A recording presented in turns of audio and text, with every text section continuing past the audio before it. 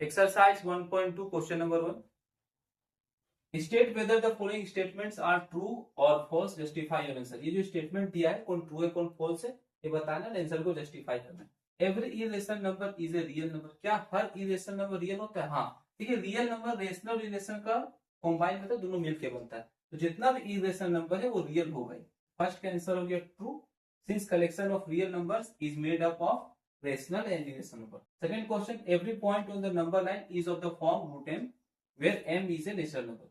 root m का form में होता है सब कुल नंबर जो कि नंबर लाइन में होगा और m जो है नेचुरल नंबर। ये आंसर होगा फॉल्स क्योंकि no negative number can be the square root of any natural number.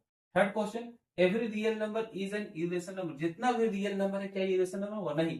देखिए रियल नंबर जो है वो ये हो गया आपका रियल नंबर, वो रेशनल इरेशनल दोनों मिल के बनता है, तो जितना भी रियल नंबर ऐसा जरूरी नहीं कोई इरेशनल होगा, वो इरेशनल भी हो सकता है। थर्ड का आंसर हो गया फॉल्स, एग्जांपल के 2 is a real but not an irrational number.